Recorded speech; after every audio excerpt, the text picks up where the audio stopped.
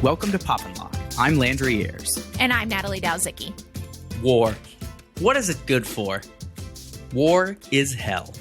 It is the young dying and the old talking. But there was one TV show that was able to show the horrors of war, incisively critique it, but still inspire compassion for those affected by it.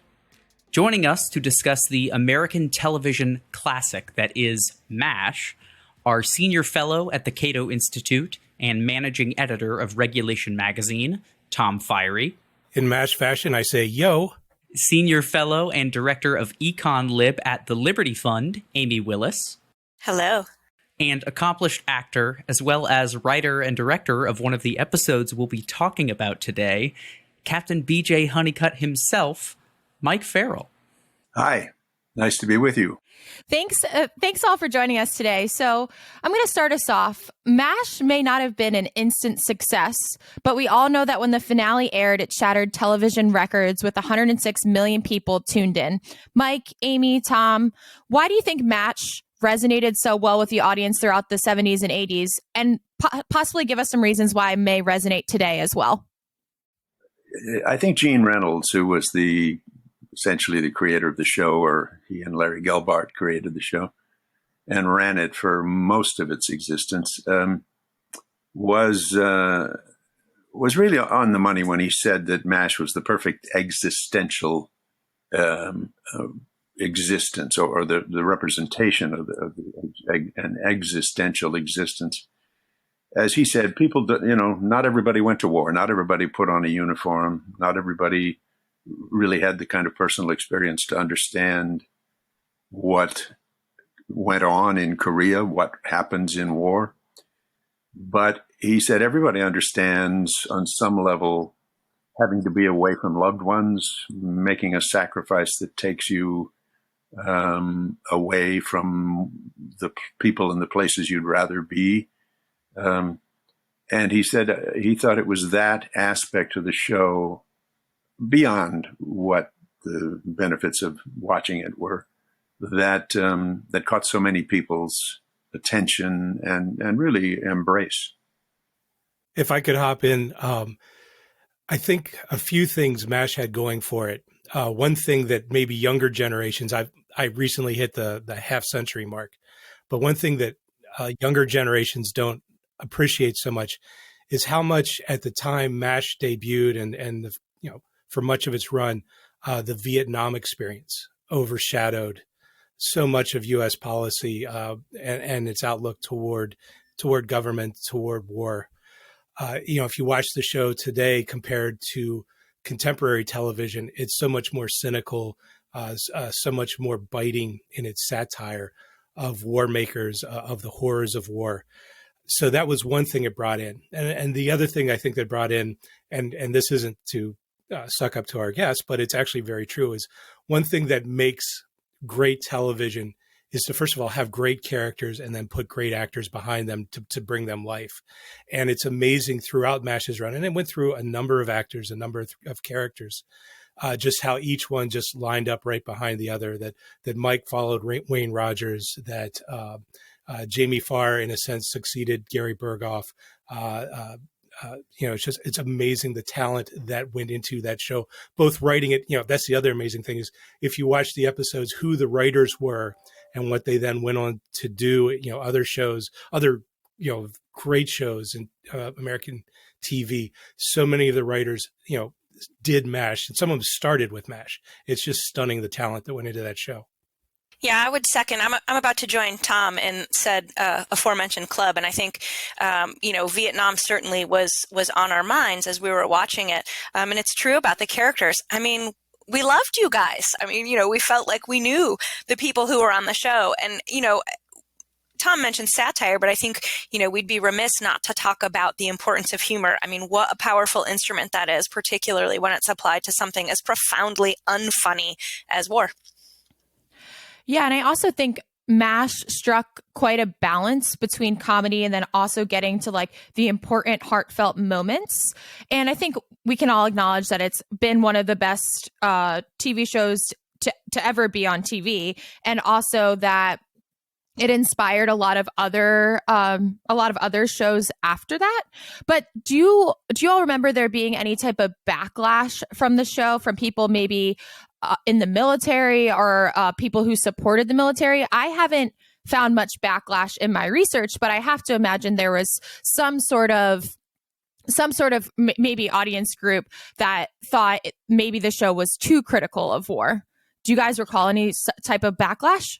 Or maybe someone that thought it was making light of the people that were overseas or something like that. I mean, I can only imagine today what someone would view a show kind of like MASH that tried to show very humanely what people on the ground would be going through and trying to cope with a world like that over there would be in a comedic light, how some people might not necessarily be in on the joke, even if it is, trying to be positive about that.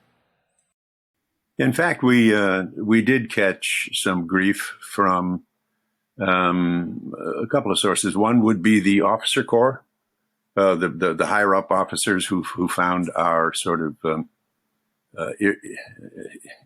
impetuance, petulance, and impertinence unacceptable.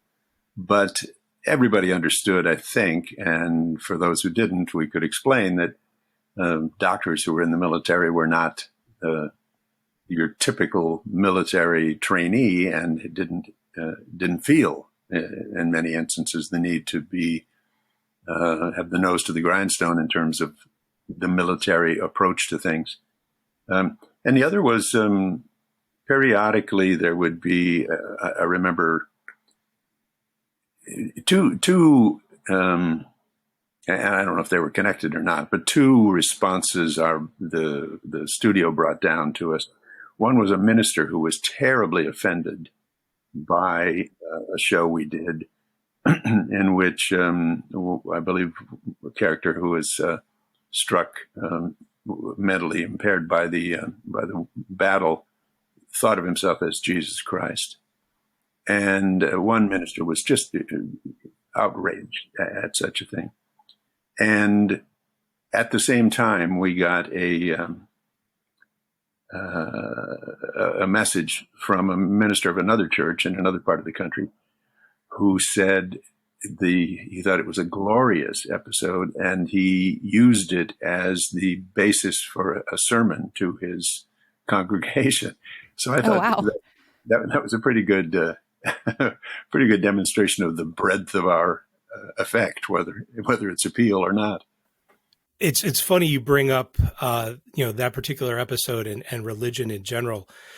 One of the remarkable things about the TV series MASH is how much it departed from its predecessors, the novel MASH, a novel of Three Army Doctors, and the movie MASH, in its portrayal of religious figures. That in them they were shown as hypocrites and lampooned. But the TV series significantly recast the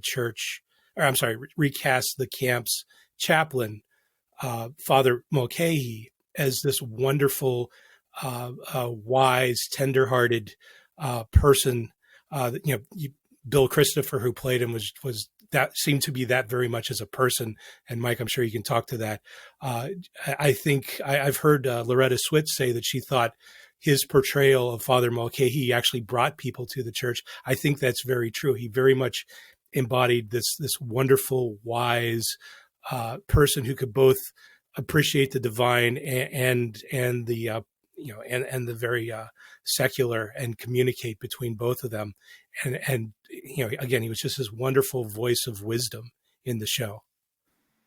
I think that's right, Bill. There was a wonderful simplicity and sincerity in Bill's performance that really captured people. It captured their attention, and I think for many people, he was the sort of image of what a minister or priest or religious leader can and should be.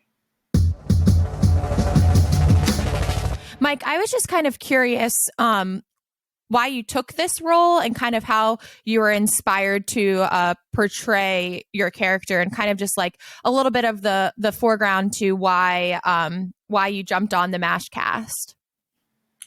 Sure. It's a longer story than you may have time for. But, I was under contract to Universal Studio at the time. I had just finished doing a series with Anthony Quinn, which was a wonderful experience for me as an actor and as a person. And a friend who was in the casting department told me he was leaving to do a show at 20th Century Fox, and we bid a farewell and thought no more about it, except shortly thereafter, well, I suppose months thereafter, I was in meeting a friend. I picked him up at his apartment. And as we were, I said, let's go. And he said, wait, I have to finish watching MASH. And I said, what's that? And he said, it's this show that I've been watching. I looked at it, and the scene that will always stay with me, I believe, is Gary Berghoff, Radar, in a scene in which he was demonstrating his extraordinary talent, but he was depicting this guy, this kid, this totally innocent, wonderful, sort of sweet boy in the midst of this insanity of war, where bombs were bursting and people were dying and wounds needed to be bound. And I thought, my God, what a wonderful, wonderful thing is this show. It's I was just entranced by it. A year later, I was invited to by a producer at the studio, because I was, as I said, under contract. He's had a show that he wanted me to play the lead in, and I said, could I read the script? And he said, sure. And he gave me the script, and I read it, and I just didn't like it. It was silly. What I think of as a joke show, and we all know those, 3 jokes per page, and no mind involved. So I went back and I said, thanks, but no thanks, it's not for me. And he said, you're turning down the lead in a television series? And I said, yeah, I am. And he said, why? And I didn't want to say, well, it's a dumb show. Your script is stupid. So I said, well, it's not MASH. And what I meant was just referring back to that scene I'd seen. What I meant was, it's not about anything. There's a show on the television today, and it's doing okay, and it's about something. So for me, it was just sort of this symbol out there. And the year after that, or shortly after that, I guess, my agent called and he said, Wayne Rogers is having some difficulties with his contract with the studio, and the studio called and wanted to know if you'd be interested in coming over in the event, to meet with them in the event he leaves. And I said, would I? God, yes, I'd be thrilled. But can I? I'm under contract here at Universal. And my agent said, oh, a meeting is not going to hurt.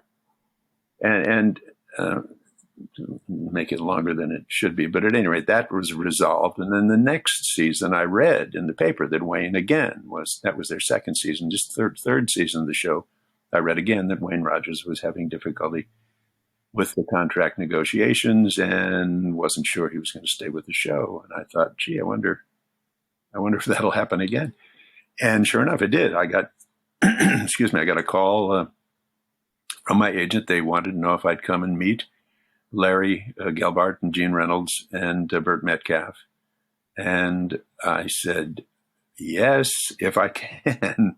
And he said, you can. So I went, and we had this wonderful meeting. I told him how much I adored the show. And by that time, I had done 2 television series and a couple of years on a soap and parts in films and stuff. But I was just nervous as a cat. And, not because I couldn't do the work, but because I was in the company of some people who were just, for me, the responsible folks for putting on what was extraordinary television. And they asked me if I had any questions. I said, well, the one thing is that if you're talking about a guy who's going to come in and play Trapper John, simply just replace the actor, I really wouldn't be interested in doing that. I don't think there's a future for me or the show with that. And they said, oh, no, of course not. We, first of all, it's a military situation. So people leave, people are transferred, all sorts of things can happen. What we have in mind is a guy who's not the same type as was Trapper and is Hawkeye, the kind of womanizer and the kind of constant party guy. He's married and he's going to have a child at home, and he's going to be a straight up citizen. And I said, and they said, well, does that interest you? And I said, are you suggesting, would I be interested in portraying fidelity on national television? Yeah. And, I went away thinking, oh God, I don't know how many people they're going to meet but for this role, but I'm thrilled to have been there, and I hope I have a shot. I got a call to come back for a screen test. And they said, this is not a screen test to see if you can act. We know that. But it's a screen test with Alan to see what the chemistry is. And I know there were 2 other actors who were invited for screen tests as well. So I went and did what I could and left thinking that I was an idiot. And I remember sitting in my car after the test thinking, Mike, it's a comedy. You might have thought about trying to be funny. Anyway, I went home, and a day later got a call that they wanted me.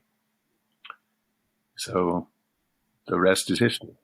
I was going to say, if I could recommend to listeners who are not familiar with the series, the transition from the end of season 3, which is when McLean Stevenson and Wayne Rogers, their final episode, the very last episode, Abyssinia Henry, through Mike's first episodes, which is, I believe, called Welcome to Korea, which was an hour-long episode, and then to Harry Morgan's first episode, which I believe was called Change of Command, the third episode of season 4. If you watch those 4, you get this wonderful, basically, sampler of what MASH throughout its entire 11-year run is, as far as, the comedy of the first few years and the wonderful work of both Wayne Rogers and McLean Stevenson, but then, the more 3-dimensional characters of Mike's character, BJ Hunnicutt, and Harry Morgan's Colonel Sherman Potter. It's just, for me, whenever someone asks me, I want to get into MASH a little bit, those are the 4 episodes, and they're right one after the other. So, it's like modern day. You can binge watch the 4 of them, and you will completely be wonderfully submersed in MASH. Alan Alda has actually said before that what he thinks made the show so successful and what was essential to how it connected with the audience was that while the characters and the show itself was there to entertain, they weren't just comic characters just there to amuse you. They were obviously very funny. It probably had 3 jokes on a page on a screenplay if you actually were to count them up, as Mike was joking about. But that the production and the writers and the actors and everything had a loyalty to the reality of the situation, of people at war, and those in those situations. How did that happen? How did you go about that, Mike, in the production? Through whether it was via the writing process for an episode that you wrote, for instance, like Death Takes a Holiday, or acting in any of them. And after that, perhaps maybe Tom and Amy can talk about how that perhaps impacted the audience, and where they saw that in the legacy of the show. Sure. Well, first thing, I was in the Marines. I served in Okinawa, in Japan. In the 50s, fortunately for me, it was between Korea and Vietnam, so I didn't serve in combat. So I had some experience of the military. And secondarily, or no, primarily actually, Gene and Larry and the staff of producers and those behind the show did a tremendous amount of research. They went to Korea, they checked out the 8055, I think, which was really the actual MASH that Dr. Hornberger served in. And they looked up and interviewed as many nurses and doctors and military men who had been treated in the MASH, and got stories. I mean, the stories abounded about Korea and about the way in which these things happen. So they were able to draw on extraordinary things. But I think a piece of it was that I was involved after, I've forgotten what, I think probably the first year I was on the show, maybe the second. I was in, I traveled out of the country. I traveled to Australia, and I traveled to some areas in that region. And I was astounded by the response that my presence evoked. People talked about the show and how much it meant, and how extraordinarily touched they were by it, and how meaningful it was to them. And I remember coming back, and the first day of a new season, we had a few months off between each season, and I sat down with Alan and I said, "Are you hearing what I'm hearing out there about the impact of this show?" And he said, "Yeah." He said, "I am." And I think we had a tendency on the show to sit around with the other actors. We would sit together in a group instead of going back to our dressing rooms. One of the wonderful things about the group on that show was we all cared about each other and about the show. And so we'd sit and talk and come up with ideas, and it just sort of generally enjoy each other and ourselves. And we talked about that, about this feeling that there was something special going on in terms of the relationship with the audience. And I think what happened was we all kind of dug down, if you will, to make it feeling a kind of responsibility to make it as meaningful and as deep and as authentic as we possibly could. And I think the result of the show is a demonstration of that. So to me, if I may, I think one of the biggest things that the show did, and this goes back to Tom's comments about Vietnam, and I'd be really interested to hear from Mike as a veteran as well. I mean, I think at the time we really had changing feelings about the military and about war. You have, in my own family, for example, right, we have my grandfather, a volunteer fighter pilot in World War II. And then you go to, my dad, who was drafted for Vietnam, and the characters in MASH who are drafted to go to Korea. And people were angry and not necessarily in favor of those military actions as they were in the cases of the World Wars. So it gave people, I think, and me, a means by which to reconcile opposition to a war or to a particular military action with the sort of notions of duty and honor in the military, and be able to respect the military at the same time you might not respect or be in favor of a particular military action. I think part of that is the humanizing role of the series. But again, I think the satire and the humor were part and parcel of that you could say, it's okay to be sort of anti-draft or anti-military and still be dedicated to duty in your service. I think that's right. In essence, I always argued, though, excuse me, that to the people who said we were anti-military, that we weren't anti-military. We were anti-dogmatic authoritarianism and craziness on the part of the superiors. We did shows about superior officers who would send kids off to be in a hideous bloodbath and be cut to ribbons and be sent back to to us to heal so that we could fix them up and send them back to do more war. So that was a constant struggle with us within the show. But there was no. There are two things I want to say about that. One, there was never an intent to say we were to be anti-military. We thought that the military had a purpose and it deserved respect. We just thought it was too authoritarian in some instances and too irresponsible in other instances, and we wanted to be able to call it like we saw it. And the other piece. I got a letter yesterday from a woman who had written me and talked about her father, who had been in Korea, and how he would never talk to her, would never talk to his family about his experience in the war until MASH came on the air, and they watched it together, and it opened him up to be able to discuss what his experience was of being in that horrific situation. And she thanked me as if I had, something to do with extraordinary change in her father. But the gratitude that she expressed and the gratitude that he expressed to her for that was something I'll never forget.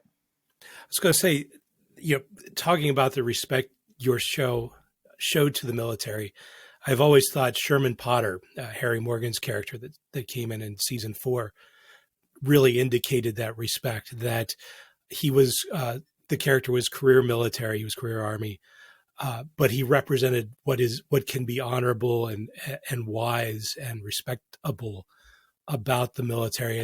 And you would often, in his episodes, contrast him with people who didn't represent the honor and integrity that the military strives to represent. But also he would refer to friends of his who also were this honorable person. It's very much like William Christopher's Father Mulcahy, in that you demonstrated this wonderful character who represented these ideals, as opposed to others that you were criticizing because of the mistakes they made individually. Yeah, but I think that's quite right. Harry was, the parallels never fail to ring my bells. Harry was a highly regarded and highly esteemed actor, and the idea that I was going to be able to work with him just thrilled me. And I think everybody in the cast felt the same way. And then when he came in and was who he was, we fell in love. He was just a darling man. Alan Alda once said, about Harry, he said, there's not an unadorable bone in his body. He was just a thrill to be with. And I will tell you, somebody sent me just recently a clipping of it was a big deal, as you suggested earlier in your introduction, when we did the final episode. And the day the show ended, the sound stage was filled with camera crews and reporters and journalists and what have you, people from all over the world. So it was really kind of a circus. But afterward, we had a press conference. And Harry got up and said, I have been in over 100 films and 8 television series. And he said, walking away from 7 of them was no problem. This one will never leave me. He said, I have worked with many, many groups of actors. This is sort of self-serving of me to say, but this is what he said. I've worked with many, many different groups of actors, and I've never worked with a finer, more talented, more intelligent, more caring group of people than I have worked with on this show. And I think that just goes to show, like you were saying earlier, Mike, how much heart the show had, and the cast really, really caring about the message and the purpose. And I think we would be remiss not to mention. So for this episode, we watched a variety. For this recording, we watched a variety of episodes from MASH, and we decided to watch Death Takes a Holiday. And in that episode in particular, there were quite a few quotes that got me my heartstrings, pulling at my heartstrings. And the one quote from that episode that I wrote down is, if we delay it long enough, referring to the soldier who was dying on Christmas, his kids won't have to think of Christmas as the day their daddy died. And I thought that was just such a moving line, and also I think probably had the ability to really move the audience. And I was wondering from Mike, since you were a writer for this particular episode, and then from Amy and Tom, what kind of emotions did it take to record and to film this episode and to write it? And then from Amy and Tom, like, what did you feel as you were watching this episode? Like, what struck you the most? Well, for me, it's I believe that, and I'm not sure that I'm correct, but I think that episode, the idea for that episode, came out of the research. I think that actually happened, or something like it happened. If not, it was the genius of some of these writers who were just amazing. But when you deal with something like that, when as an actor, I can say, when you deal with something like that, you feel you have a responsibility that goes far, far beyond what you look like and what you sound like and what you,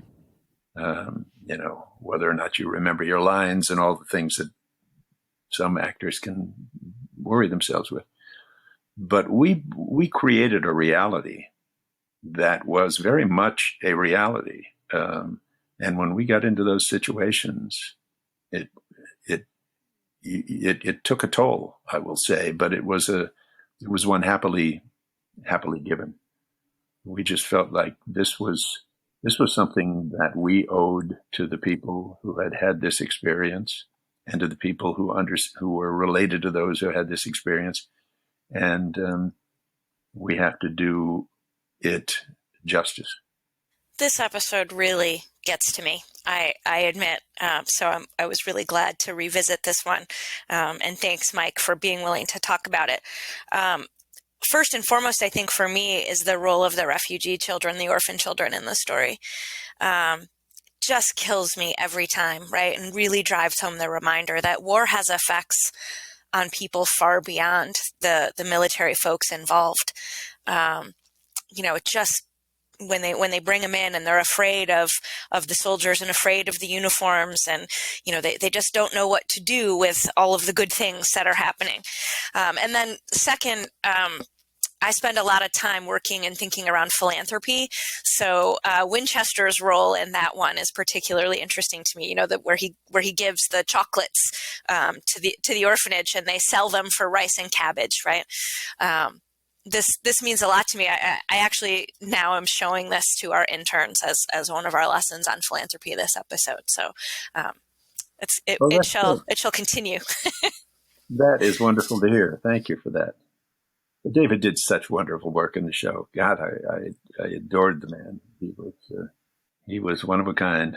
I just want to say I share your feelings about the refugee situation, aside from the fact that we have a horrific one in facing us today.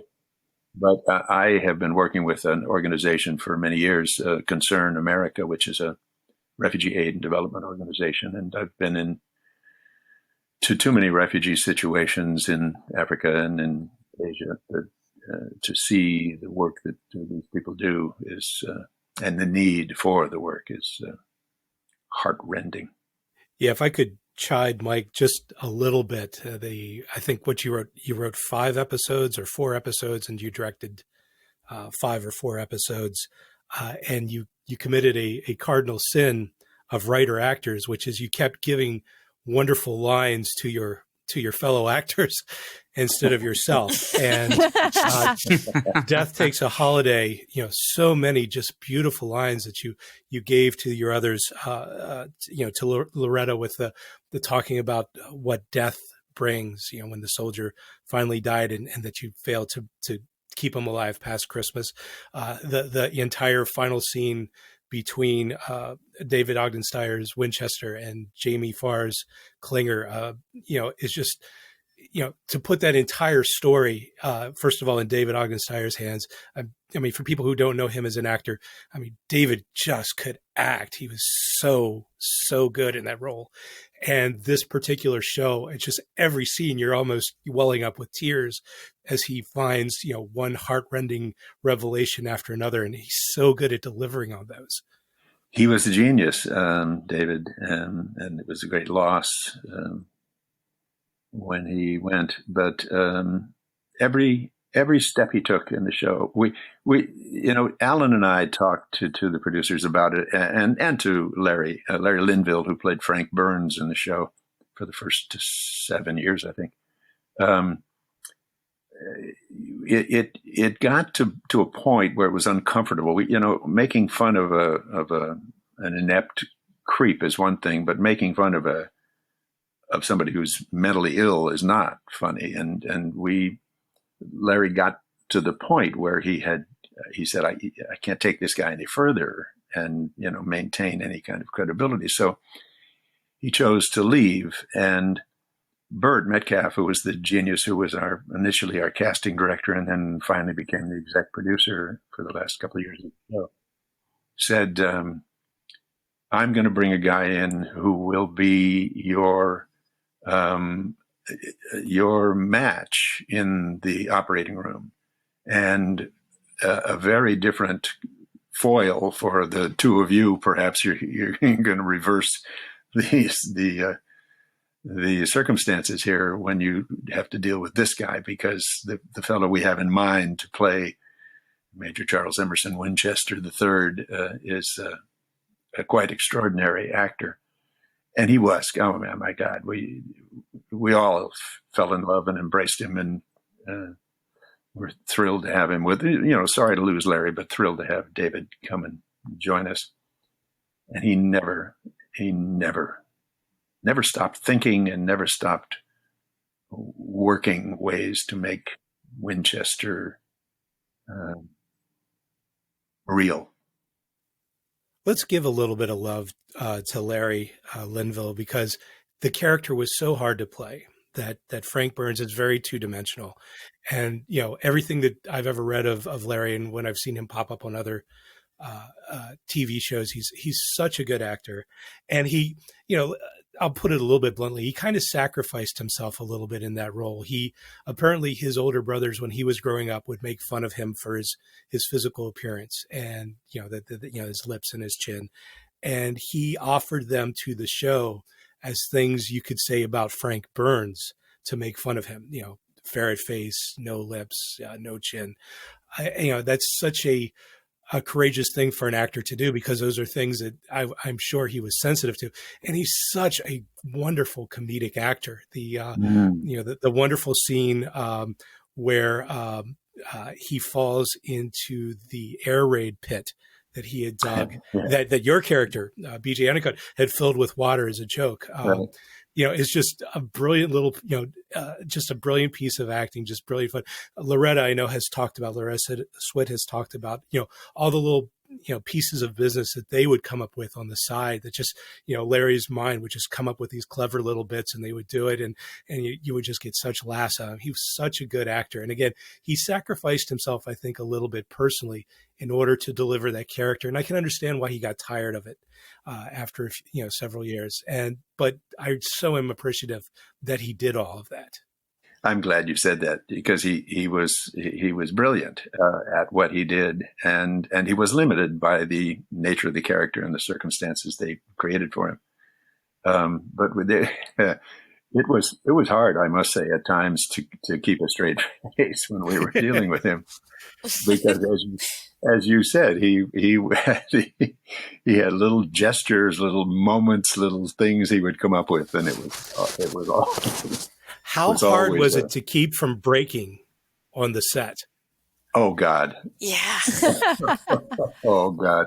Oh, we loved breaking each other up. We did it all the time. I remember, I remember times I was literally lying on the floor laughing, and and Bert, who was then directing, said, and Alan was crippled somewhere in a chair somewhere, and Bert said, "Children, we have to get this scene shot," and we'd go back and give it another try. But it was an exercise in concentration, I must say, at times to get through some of those situations and some of those lines. It's funny that Colonel Potter says children a lot in the scenes where particularly Hunnicutt and Hawkeye are cutting things up and everybody's laughing and he said, "Children?" And that's, Mike, thanks for sharing that story about Linville's choice about leaving that role. That's a really lovely story that I didn't know. So thanks. Oh yeah, no, it was, that's a wonderful thing to see, that sort of generosity, personal appreciation and generosity in an actor, because people compete to get those opportunities to play those roles, and to say, I've done it, folks, I've done enough, I've done it as to the degree I can do it, and I think we don't serve either my character or the show to continue. That's a very extraordinarily generous thing to do. Mike, one of the things you mentioned that you thought was so strong about the performance you were talking about was the reality that they brought to it. And one of the other episodes that we watched in preparation for this was The Interview, which is a really striking example of one of the things MASH did so well, and I think was a sort of a pioneer for, which was the momentary one-off sort of change of format for the show, where it didn't resemble the normal sitcom or kind of format that the show normally did. It was as if it was a black and white, on the ground documentary interview series with all of the people. What was the goal of changing the format of the show for that episode, and what was filming that episode like, considering you really didn't have anyone to play off of for either dramatic or comedic effect like you would have in a normal scene? It was, I was struck immediately by the genuine nature of the delivery of some of the monologues present in the show. It feels almost improvised, the way that how natural many of the performances were. What was filming that episode, The Interview, like? That's an interesting observation. We did there's a business aspect to this. The studio, the network provided for 24 episodes a year, and the writers were just in the room cranking out things and coming up with ideas, and they were exhausted by the end of the year. And inevitably, the network would say, "We want one more." And and Larry and Gene and Bert and the writers all sat around and said, "What do we do this time?" So they came to each of us. Gene came to each of us with a little pad, or notepad, and he said, "Here's what I'd like to do. I'd like each of you to take this question and write your answer to it in character, or these questions that an interviewer is going to ask you. And each of you write your own character's response to them." So in effect, we wrote our own scripts for that episode. Wow. Oh. I think it comes off that way. It's really striking. Yeah, it was an extra. It's one of the things that happened to the show. I'll tell you a brief, if you have the time. I'll tell you a brief story. The first day I was there, we all gathered around the table and we were to read so that the writers could get a sense of the show and the timer. The script supervisor could get a timing. So we sat, it was wonderful for me because I had not been on a show where we'd had that kind of experience of sitting and reading the show before you did it. And at the end of the reading, Gene, who was directing, looked up and he said, "Okay, page 1. And I sort of looked at him. I was confused because we had just read the entire script. And he looked at me and he saw my look on my face. He said, "Oh, Mike, let me explain." He said, "This is when now we go through page by page and we want to hear from you guys as to what you think about certain things. If you have any questions, if you have any problems or any ideas." And I thought, oh my God, I've died and gone to heaven. Somebody actually wants to hear what the actors think. And that's the way they work. It was such a treat to be part of that company because they honored the work and they honored the people involved in doing the work. They were extraordinarily generous. I came up one time I went to Bert and I said, "I've got an idea for a story," thinking they would take it and run with it. And he said, "Oh, great. Why don't you write it?" And I said, "Well, okay, I'll give it a try." And that was the beginning of my writing with the show. And then later on, a couple of years later, I said, "Bert, I've been watching and I think I'd like to direct." And he said, "Great, I've been waiting for you to do that." So, I mean, that's the way they worked. It was a creative community and everybody was respected. And it was just, I cannot tell you other than to say it was an extraordinary thing to be part of.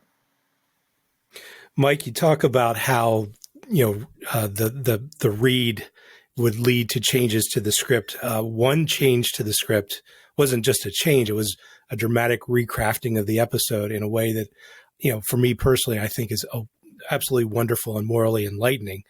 And that was your criticism of the episode that became Preventative Medicine. And would you be willing to share that story? Yeah, that was a script that came down and we sat down and read it. And it was something that came out of the research I had mentioned earlier. There was a circumstance that had arisen in the experience of one of these surgeons, and they did this. And it was essentially that there was a gung-ho officer who was we were getting a lot of wounded kids in. And turns out this gung-ho officer was sending these kids on to take this particular hill that was deadly as hell. And they just couldn't understand. We couldn't understand why we kept getting these kids. And then finally the officer himself, some of the kids told us what was going on.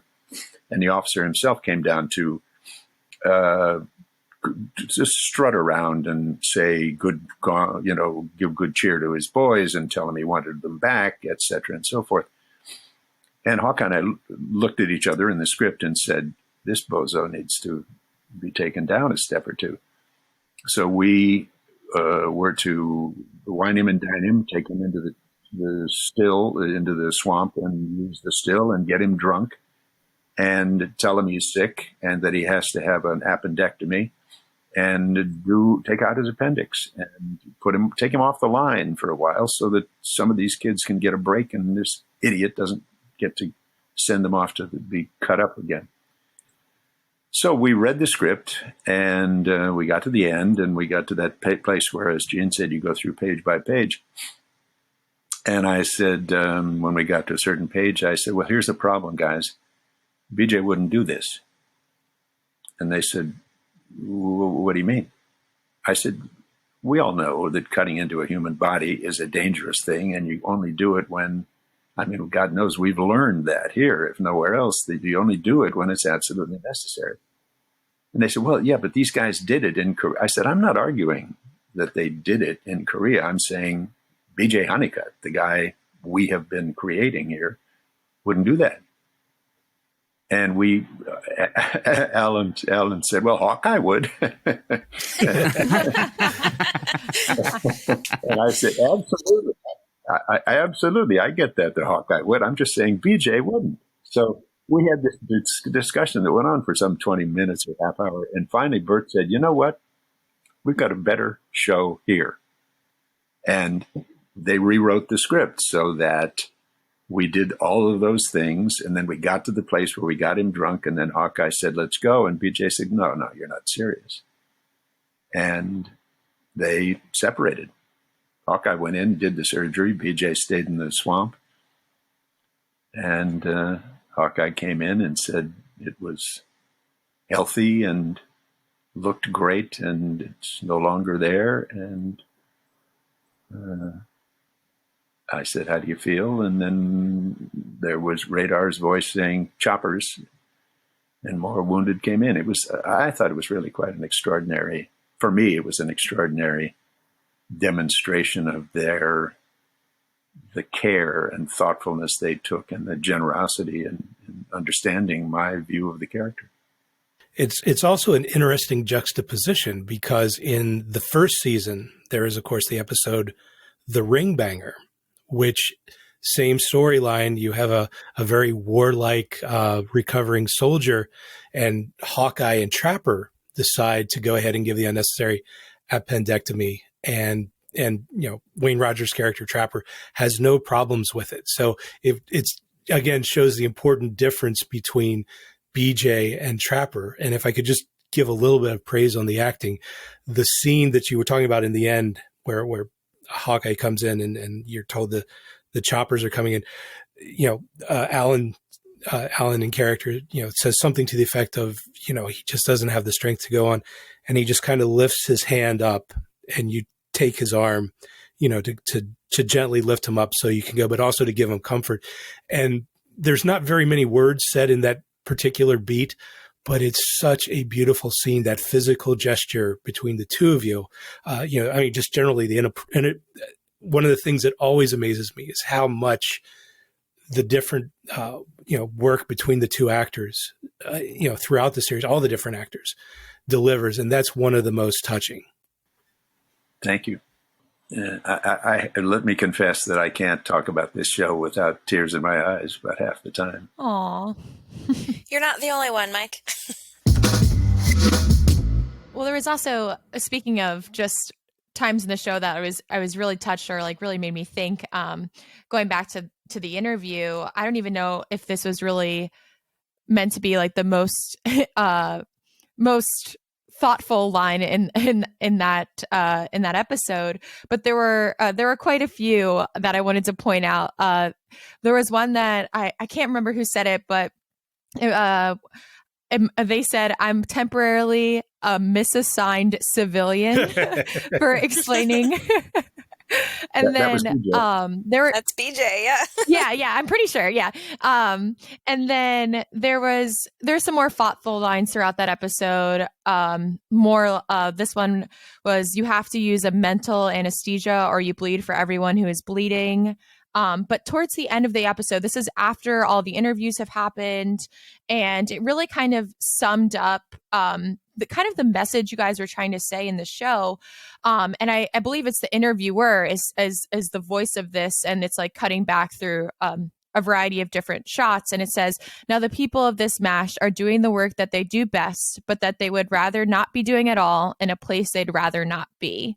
And I thought that was really a fabulous way to end that episode, and really got me, and I'm sure the rest of the audience, thinking about kind of like what we talked about earlier, the duty to help, and the duty to even though you may not have wanted to be in the MASH, and you didn't want to get drafted, as comes in other episodes that we watched, Klinger had said, but it's this, you put that aside and you help the people that need your help.